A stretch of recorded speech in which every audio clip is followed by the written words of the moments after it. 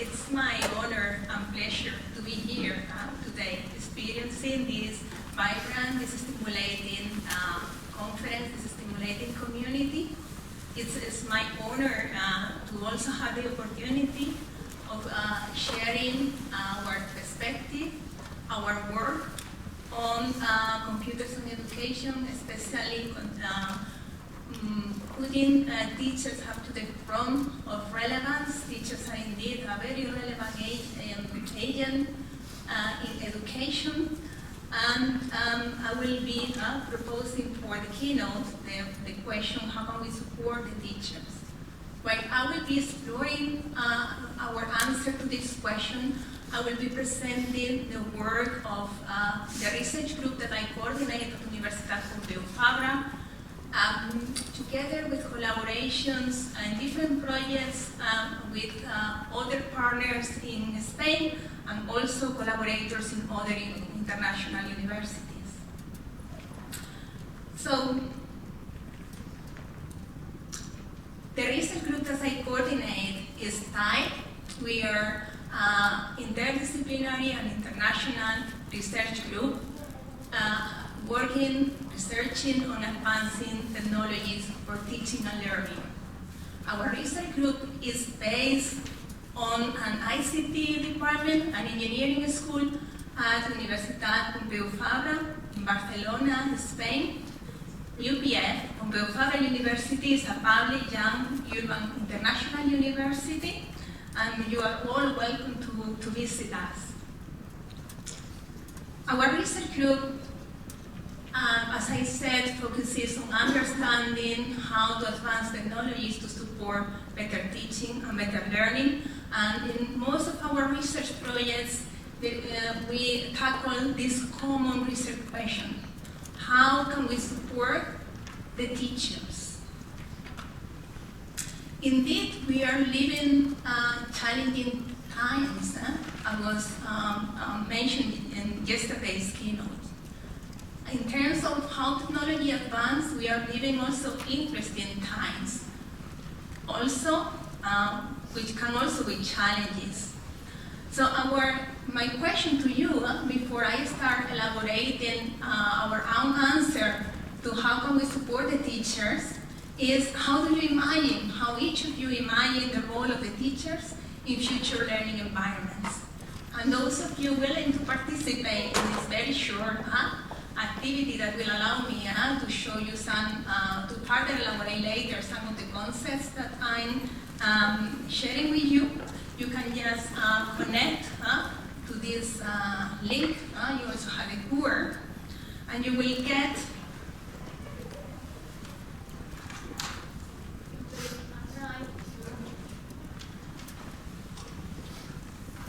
a thing like this. Can you see it below? So you have to include, you have to type your name. It could be also a nickname, doesn't need to be your real name.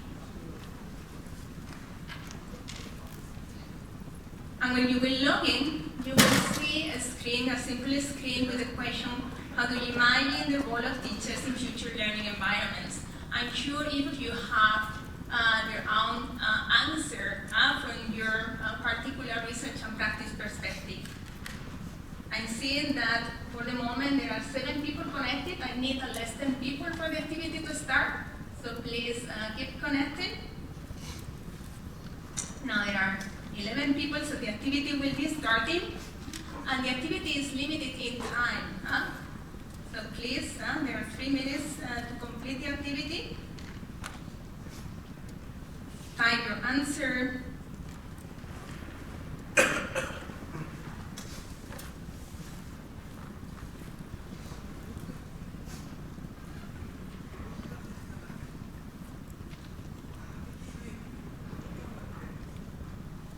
Submit. And then, because I see that there are still some people arriving that may be joining the activity now, and there are not many answers submitted. There are 4 already. So we have an answer by Jung, by Thor, but there are more people that may be willing to submit their perspective, their answer to that particular question. I'm increasing 1 minute.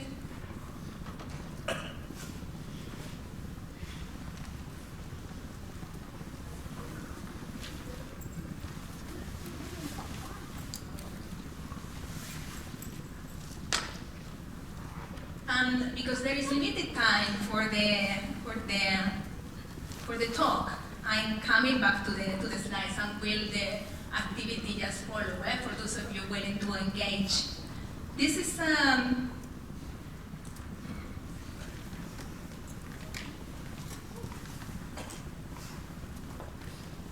pyramid activity.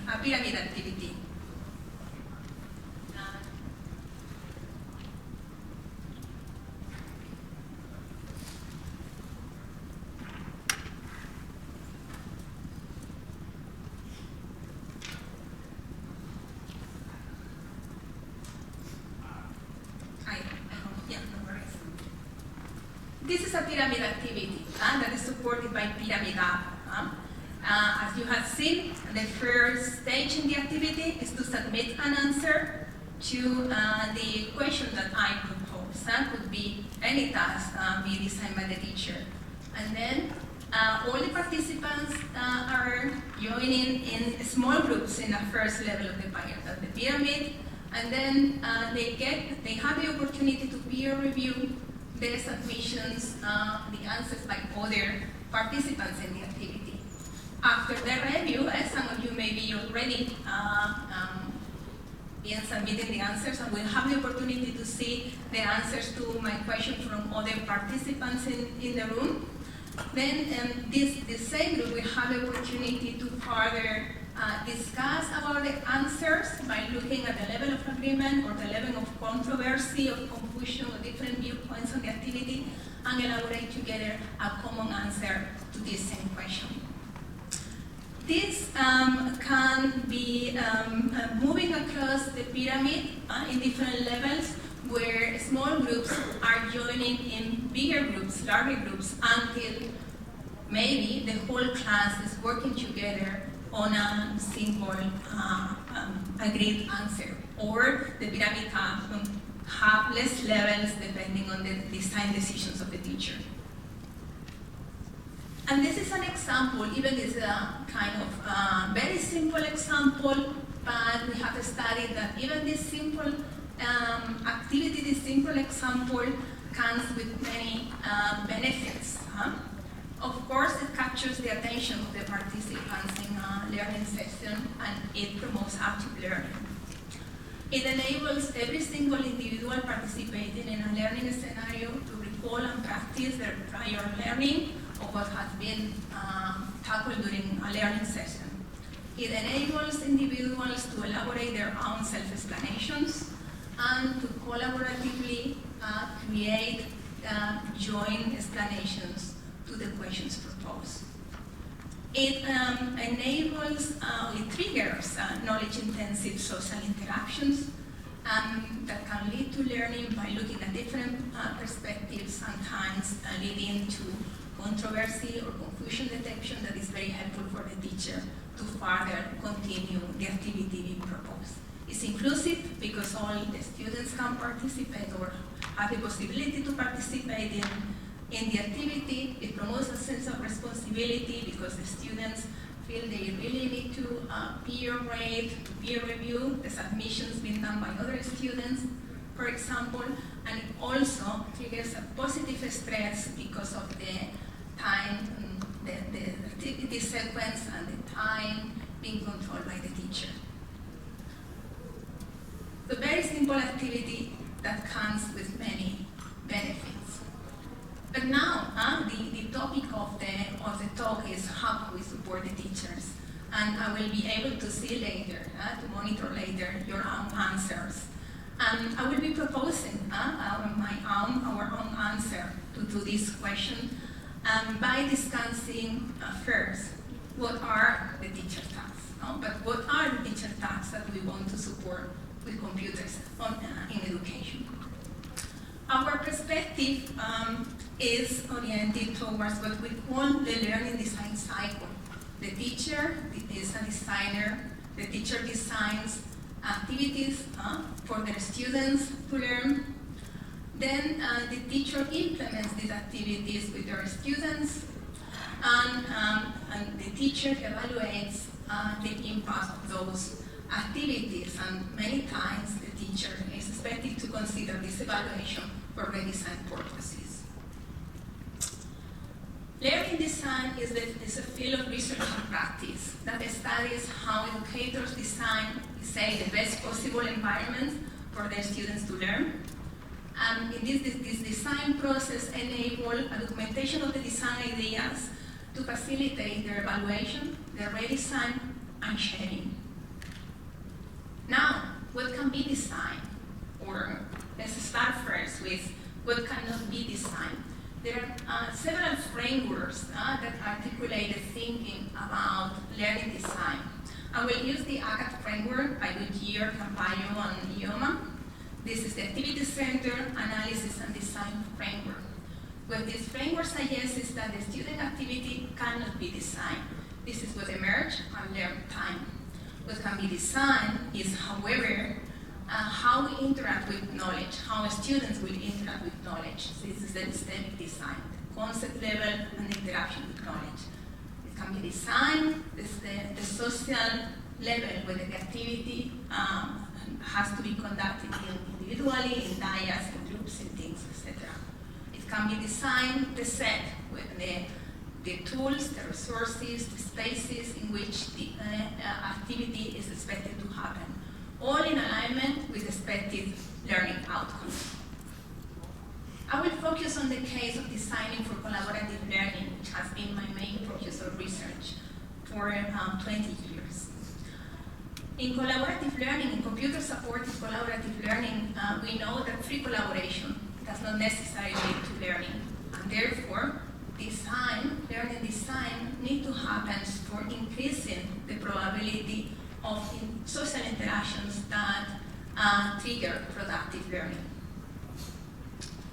In the context of CACL, collaborative learning, we have the example of CACL scripts, or CACL macro scripts as a type of scripts that are the ones that structure the pedagogical methods being used, what we call the collaborative learning flows, which are the activity sequences, the task sequences, the role distribution, the group formation, the knowledge allocation, the resource allocation to different individuals and groups. So that all these design elements being considered are able to trigger potentially effective social interactions.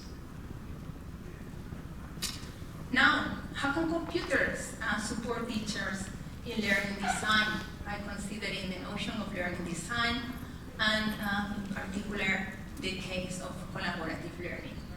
Should the technological tools, the teacher support tools, consider theories, examples, or intermediate representations between theories of examples to really facilitate teachers this process of designing for learning? In our research, the focus has been on intermediate representations. In particular, considering the notion of patterns as widely studied, broadly accepted practices that lead to learning benefits, such as the one that I mentioned before for the pyramid script or the pyramid pattern. We formulated what we call collaborative learning flow patterns, and in the screen you have some examples. You may be familiar with the jigsaw. This is where a task is divided into different problems, and then there are expert groups focalizing on a portion of the task, and then there are jigsaw groups with the individuals are mixed, coming from different expert groups, so that not only participation, interaction, but also positive interdependence, individual accountability, and knowledge building happens. And you experience yourself, those participating in the pyramid activity that I proposed at the beginning, the pyramid collaborative learning flow, where individuals have the opportunity to express their self-explanations, and then small groups and increasingly larger groups work together on collaborative self-explanations. These intermediate artifacts for design that we formulated as patterns were later in our research translated into computational, let's say, templates, integrated in authoring tools that guide teachers in designing for collaborative learning by reusing these widely studied practices. And it was our collage authoring tool that we developed some years ago. Pyramid App is a tool that implements a particularization of the pyramid collaborative learning flow. And this is the authoring tool that enables teachers to design the kind of activities that you experience at the beginning. There are different possibilities. The one that you experience is one of those, but there are options for the teacher to configure different parameters of this pyramid collaborative learning flow. And we have been working on other pedagogies, and that's other authoring tools, such as authoring tools for designing project-based learning, in the particular case of developing what is called by UNESCO as the competencies for sustainability, considering the Sustainable Development Goals, designing for blended learning, considering in particular now an extension that we are doing to one of our authoring tools in the case of the FLED project for patterns that are related to the flipped classroom approach. In the case of the Illumine project, the templates are templates for research lessons of evidence-based strategies. If you want to know more about these templates and this approach, there will be a presentation tomorrow by my colleague Pat Beasley, present here, that will further elaborate on our approach for this authoring tool. Authoring tools that also incorporate the possibility for learners to express their opinions about proposed learning designs, and therefore including the possibility of co-designing with the students. This is the case of the tool that we developed for the blended project, Blended Learning for Inclusion, and so on. So you've seen we've been developing authoring tools, conceptualization tools supporting learning design. The learning design can have other facets, other phases in when teachers are to design for learning. And these are also preparatory phases and investigation phases that may happen before the actual authoring happens. The preparatory stage, this is where teachers decide what is their design problem that they will be facing or they will be considering when designing for learning, or what is their dream, their design dream that they would like to explore later when proposing particular learning designs. Investigation has to do with understanding the context, the needs of a particular situation, and there are different tools that can support teachers when understanding the particular needs of their context. Inspiration as well, that is exploring what other teachers have been doing or have proposed to tackle similar problems, similar contexts, or similar dreams, design dreams. And this inspiration may be obtained in teacher communities by looking at peer examples, or by looking at examples that are proposed and in specific authoring tools. As you see, there can be different tools supporting designing for learning that relate to the different stages of design, from preparatory to authoring, and also different pedagogical approaches. In 2015, in the METIS project, different partners in Europe developing at that time different tools supporting designing for learning. We joined to integrate our tools so that we were offering educators and what we called an integrated learning design environment, the ILD. And we have been extending this environment, this infrastructure, with more tools as they have been proposed and developed. This is not only an integration of tools, but it also offers a layer of social features, of community features, so that sharing, co-design, tracking of different versions of designs can happen. This is the logical architecture of the infrastructure.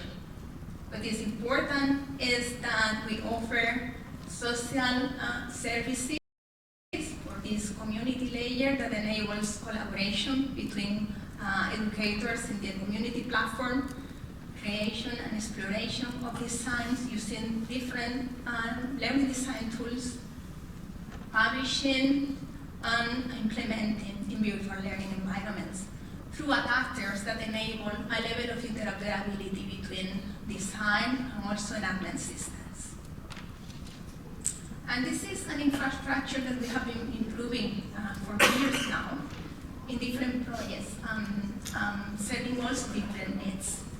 So we ended up, we started with an integrated infrastructure, we still have it, but we are customizing it for needs of different communities, focusing on diverse research and practice purposes. So we have been now building community platforms that customize our infrastructure, for example, for teacher communities that are eager to work on research lessons of evidence-based strategies, such as in the Illumine project. Teacher communities focusing on the design thinking and methodology in primary schools. Teacher communities in our T-Skills projects that want to share and co-design activities focused on environmental awareness, including activities that use Internet of the Things technologies that have been developed in this project. This is at the European level. Augmented assessment, that is assessment activities using augmented reality, focused especially in maths and science in the augmented assessment project. Another teacher community, in this case, very unique community for another European project, Cacao, that is focused on designing by blending cell biology, music, dance, and visual art. So this community is for co-designing and sharing activities, blending all these concepts, and this is for preschool education. Teacher community supporting pre-service teacher training. So where the environment is used to train teachers in learning design, didactic units of programs, but also in sharing, peer reviewing designs being created by others, and also having an accumulated perspective of the designs being created by years in their pre-service teacher training program. The infrastructure has been also transferred to different entities. For example, to the Catalan educational system, where there was a strategy of promoting STEM education, science and technology and maths education. So we've been developing a customized version of the infrastructure to support co-design and sharing these kinds of learning activities focused on this type of content. Together with a center associated to UNESCO in Catalonia, we have developed a community platform that is focused on project-based learning for sustainable development goals, as I mentioned before. This is a community of educators in Catalonia at different educational levels, co-designing active learning using this particular methodology with this common transversal objective. Also, non-governmental organizations articulating collaboration in the creation of educational materials, in this case, that could serve social justice objectives as part of the educational objective being considered. So there is an increasing interest in research and practice having this type of learning design technologies of teacher community environments at different levels, focused on particular educational centers, such as the one that I mentioned for teacher training, also non-governmental organizations, but also on transversal topics and across centers, such as the one that I showed that connect networks of the schools, particular educational research and transfer projects, or serving policy-making strategic initiatives. Some of the lessons learned. In general, the features of the platform are fitting the needs of these different communities, and we are able to customize for these different needs. The flexibility that our web infrastructure provides is well accepted. We recognize that there are multiple pedagogies and there can be multiple editors serving learning design needs. The importance that these teacher communities are not repositories, but enable co-design, reuse, not only sharing, has been key in enabling transfer and interest of our infrastructure. We are studying motivations, behavior, and the quality of contributions depending on the teacher community context. We are identifying different patterns in the innovation depending on the community, and we identify the importance of shared knowledge and social awareness, also from a perspective of supporting teacher well-being. So from a perspective of teacher well-being, we have been trying to understand the impact of our technologies. And we have been applying an ITP recommended practice to assess the well-being impact, but also instrument derived by the self-determination theory. We've seen that in some of our communities, the participants agree, and that these types of technologies help them in feeling competent, autonomous, and also related to other educators, which is benefiting their well-being. But we also identify room for improvement, for example, from the perspective of facilitating social awareness and more connections between community member participants. So we thought that data about what is happening in these communities and other different types of data would help us in further supporting, for example, social awareness within those communities.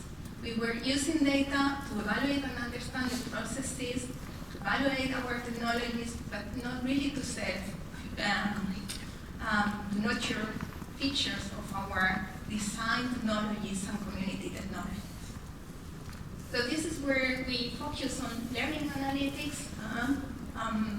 This is collecting data where the students and their context to optimize the activities being proposed to them, but also other types of analytics, for example, social and community analytics and visualizations. If we consider the life cycle, that includes design, different phases in design, implementation and evaluation, and also teacher community serving, investigation, inspiration, we can think that there are learning analytics that be well aligned with the learning design, can support design. Analytics of the design intentions, of the design decisions being done in the authoring tools can also support the design process, and also the analytics of the community, what is happening in the community, can also support better social awareness of those communities.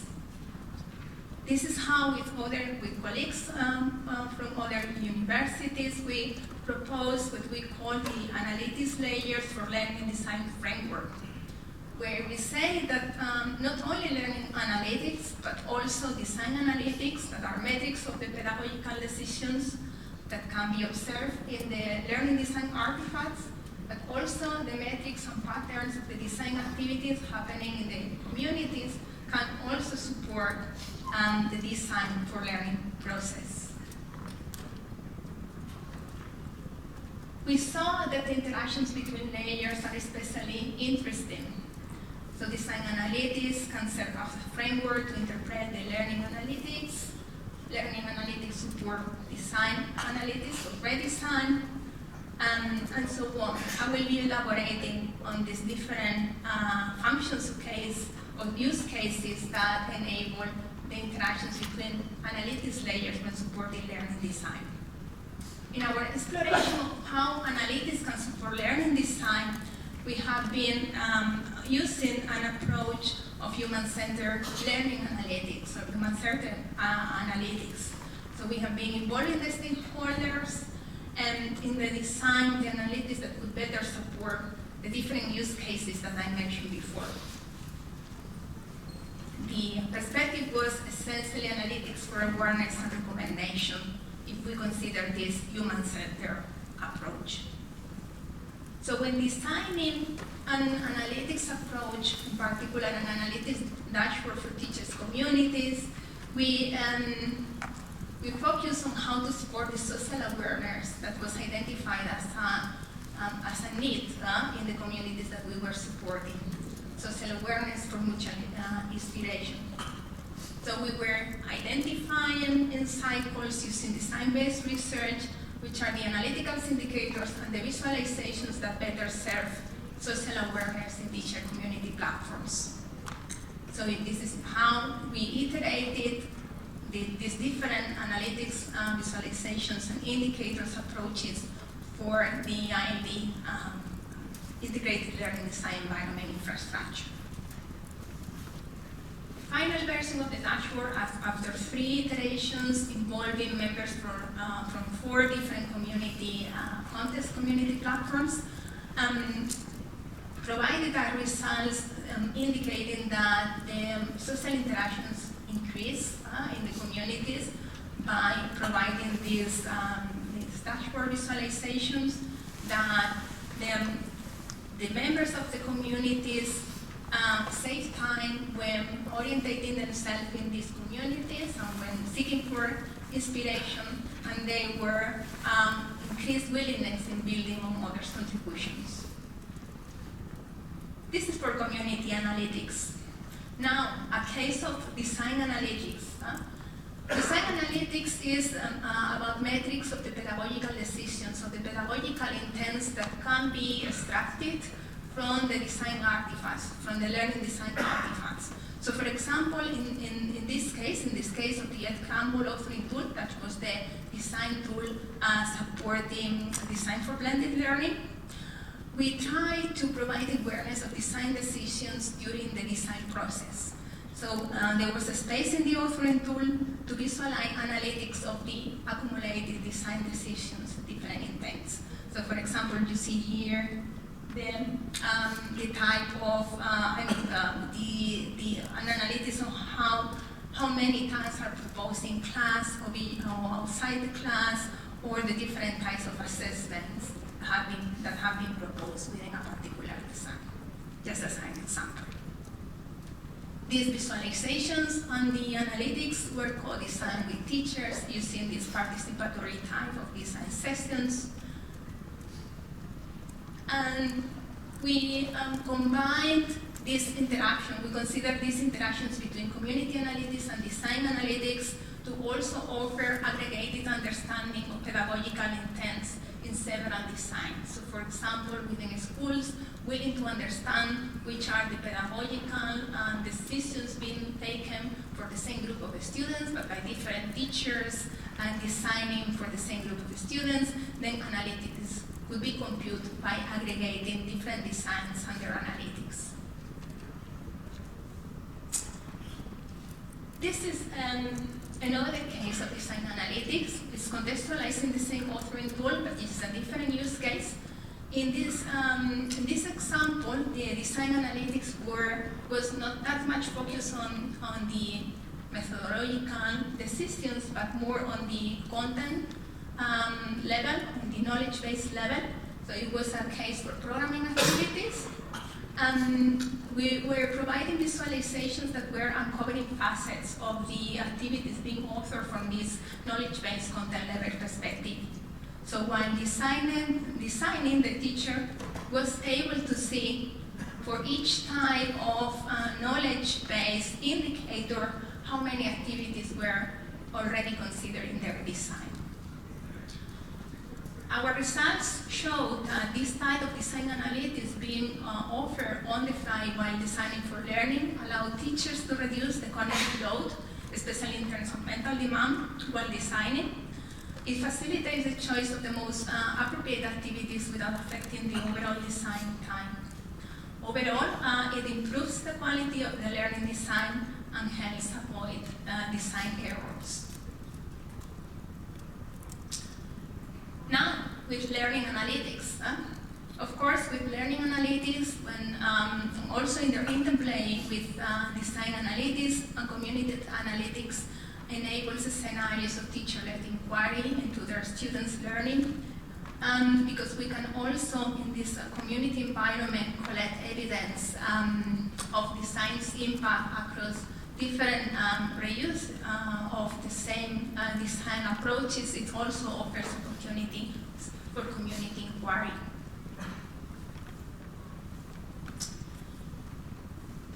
This is about how we can support designing for learning. But what about implementation? The implementation of what has been designed previously to the actual implementation with the students. In the implementation, we are using the frame orchestration together with other scholars in the field, which is the real-time management of multi-layer activities in a multi-constraint context. So this is how the educators, the teachers, manage the implementation of the activity in real time.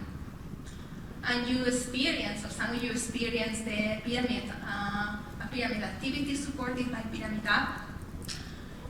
And I will focus on how we are supporting teachers in orchestrating activities using this technology, this tool.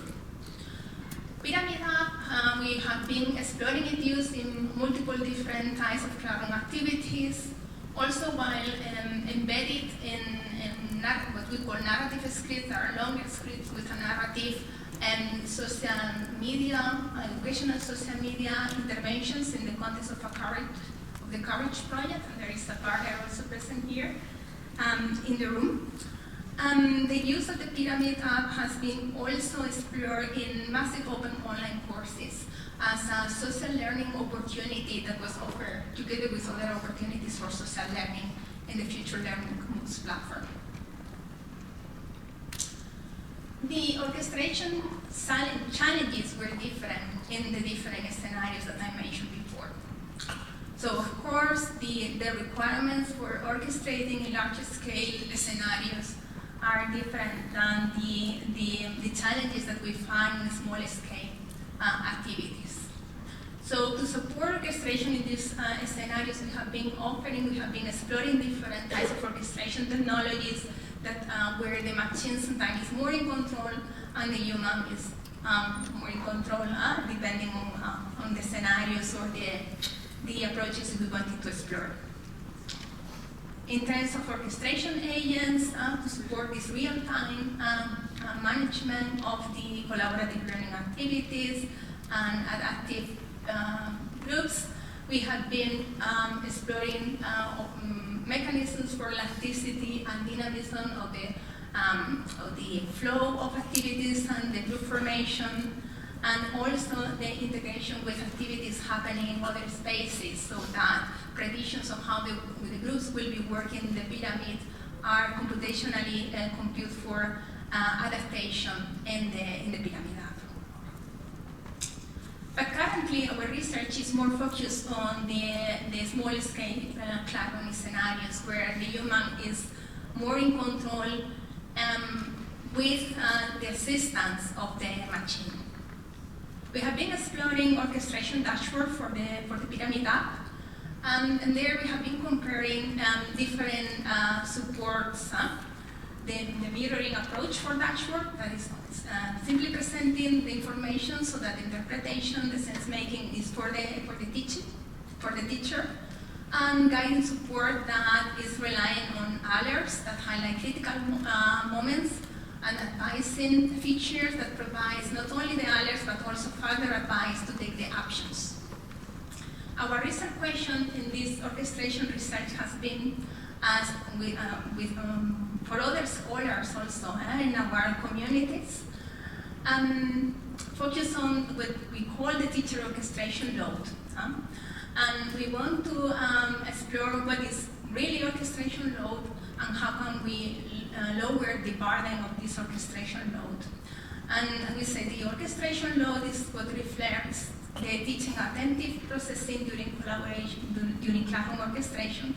And the teacher supporting tools need to lower this burden.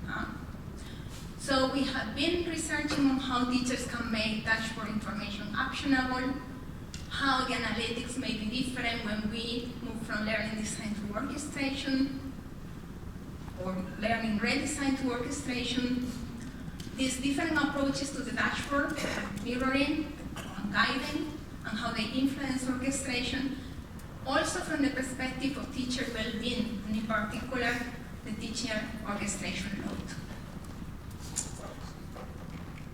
This is the current version of the pyramid dashboard. We are always improving, understanding the features, but you see how the teacher is able to see all the details of what are happening, including submissions, but also indicators of the level of activity by individuals and the different groups across the pyramid, and how the teacher is able to receive alerts and suggestions for intervention, and also to control increasing time, moving from phases, and so on. Different configurations of the dashboard have been studied. We have been studying these different configurations to explore the recent questions that I mentioned before. And in so doing, we have been able to deconstruct the notion of orchestration load. So we have proposed a coding scheme to study orchestration load. We are analyzing our data. We are coding with epistemic network analysis. Our main results include that the guidance support is leading to more orchestration actions by the teachers, so they address better the needs and optimize better, for example, the timing use, more effective as well.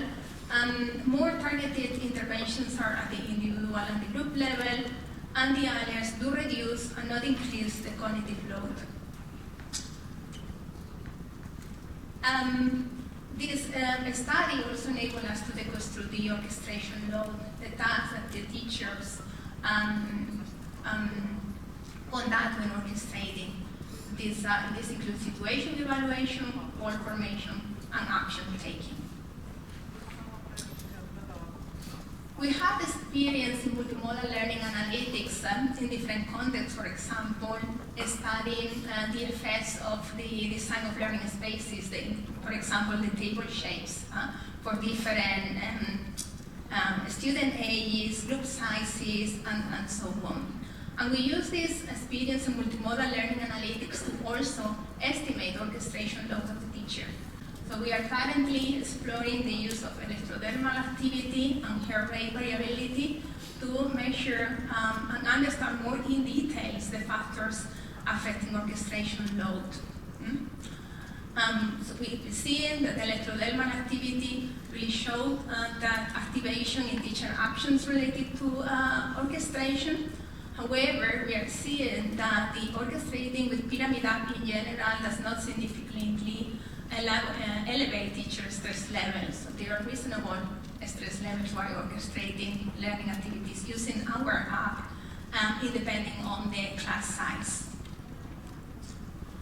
Because of COVID, we saw ourselves using pyramid app also in distance learning scenarios, not only in classroom sessions. And this offers us an opportunity to compare orchestration happening in class sessions and in online sessions. We see that the orchestration is different in the orchestration actions, and also and what is leading us to different design requirements for these types of orchestration dashboards. And this is an increasing topic of increasing interest to our communities as well. So we can see in different workshops that have been organized related to this topic for orchestrating classroom, online, but also hybrid learning scenarios. Now, you may be thinking, yeah, supporting design, also in connection with teacher communities, implementation, evaluation, the role of analytics, different types of analytics. But nowadays many of us, we are also thinking more and more about the opportunities of generative artificial intelligence to support different types of tasks. What happens with teacher tasks? I still don't know what are the opportunities because they come with problems and challenges, but I'm currently conceptualizing some ideas from a human-centered perspective to generative AI and analytics layers in learning design, combining the notion of the learning and design life cycles and also the analytics layers. And we are conceptualizing speculative functions on how generative artificial intelligence may support design for learning across these different phases of the life cycle, also in connection with the analytics layers.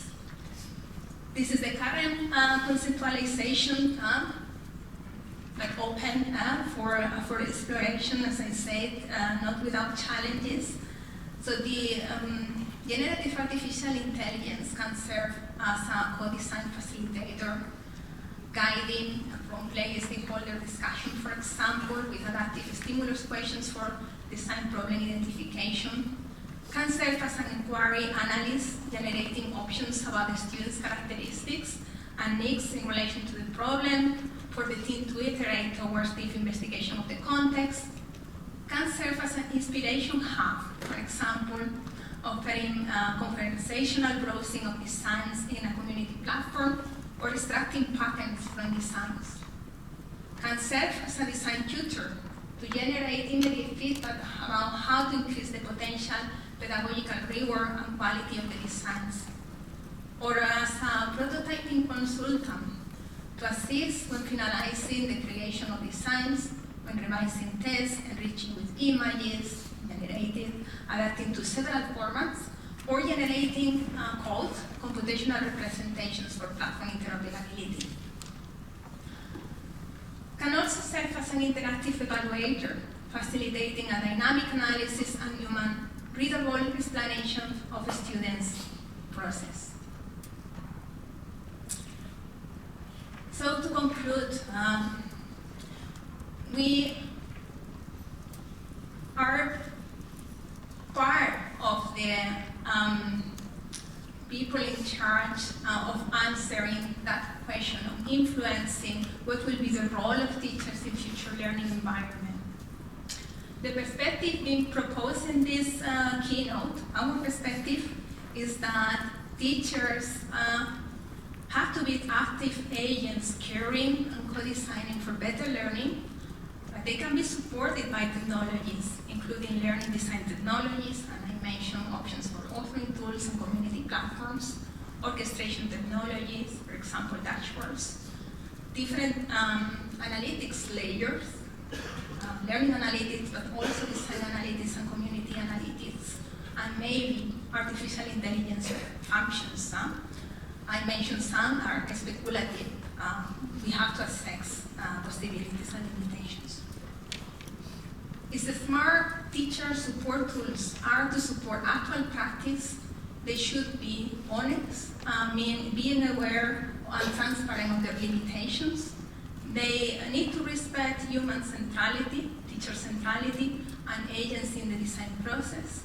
And they should care for ethics and teacher well-being or hardware. One of the many things I've been learning these days is this gesture, right? Teachers care. Let us care also for them.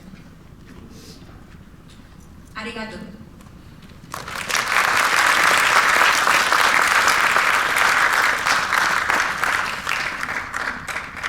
Thank you, Lavinia, for the very informative talk.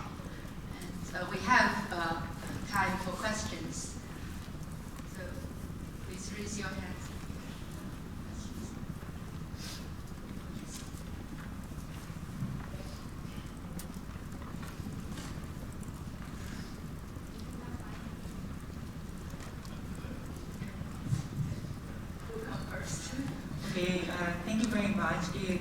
was very informative. I'm just asking, will you be showing also the results of the pyramid up activity that we've done earlier? That's my only question. Oh, thank you for the question. In fact, you have on this final slide, you have a QR to the slides. It goes to a temporary version of the slides that I will enrich later with your answers to the pyramid activity. So after the talk, sometime after the talk, you will be able to check the answers of the pyramid activity in the slides. Okay, so you'll be inserting the results of the pyramid activity in the slides later? Exactly. Okay, thank you very much. Arigatou gozaimasu. Arigato.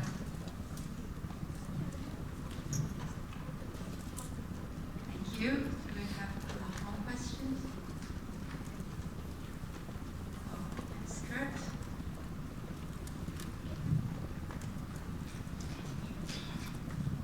You showed us many tools and apps that have been designed.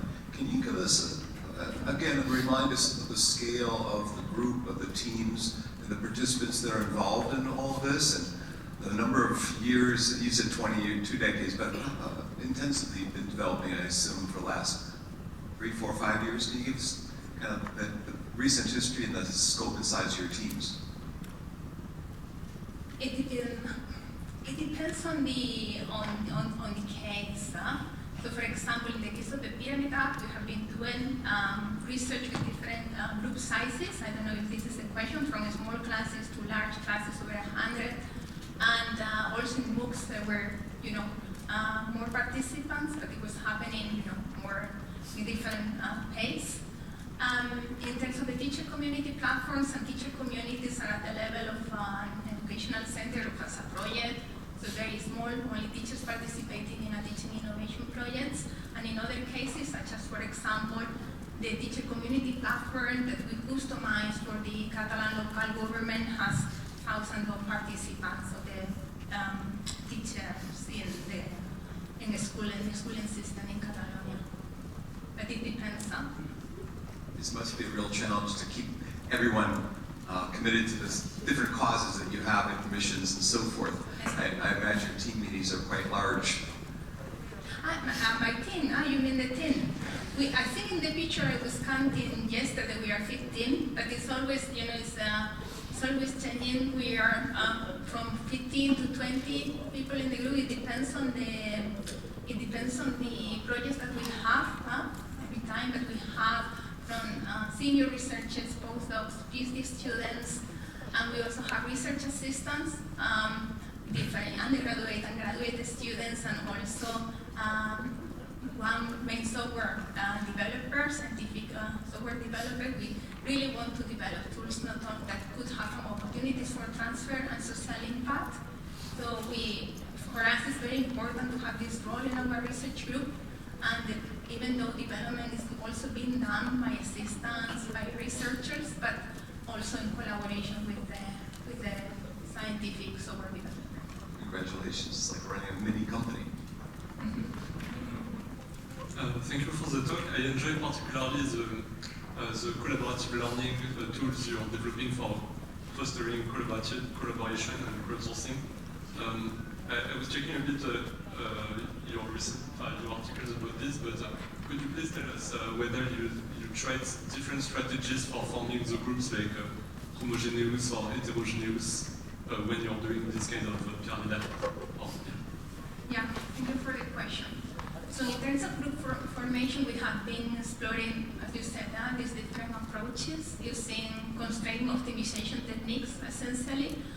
It depended on the scenarios and the purposes. So, for example, for this, in the MOOCs scenario, massive open online courses, we had the challenge of not knowing who will actually participate in the collaborative activities. So we were predicting the level of expected participations in future activities of the members in the MOOC platform, and depending on that, we were proposing the groups in the pyramid activities so that we were guaranteeing a level of participation within the group. So we were proposing group sizes and group formation. This is one example. In other cases, what we try we explore is how, to what extent we could identify different viewpoints, controversy in the students' submissions, so that we could also propose groups that were having a higher potential for knowledge-intensive discussions. So this is the two examples of group formations that we explored.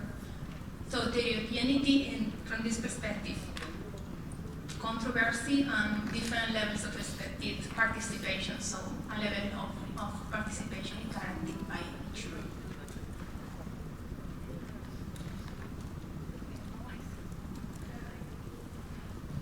Thank you very much for the talk, the keynote. I've got a question about the last part of your talk, the AI-aided design and authoring. So we're working on helping dental instructors to create VR material for the very complex VR and haptic machines they have in their labs, and they don't know how to use. The materials being developed for those machines is very poor, it's too limited. And by talking with those dental instructors across different dental schools in the UK, we came across this idea, the concern they have of pedagogical ownership. So they're happy, they feel that they need something like AI-aided to show how, but AI, they think that might be the solution for them to create those 3D models and use cases that they don't have the material for. But this idea of pedagogical ownership is a concern. They want to keep ownership of their instructional design, and so you didn't mention this, you didn't use this term of pedagogical ownership. I'm just wondering if you have some, some thought or some work you've done on this idea of keeping ownership of the instructional designs. Thank you. It's indeed a good question, because it's a very practical question that influence adoption. Because teachers they want to be recognized for the designs. They want to give you ownership, and these platforms are enabling sharing and reuse of the designs we created.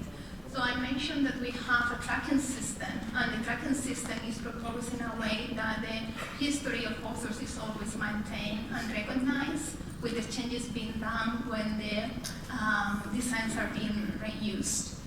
And we are using creative common licenses, and the materials, this is explained in the terms and conditions of the platform, so this is explicit and transparent, and then we offer this history of authors across the reuse of the designs. But in this is very good questions, because it really influences practitioners' adoption.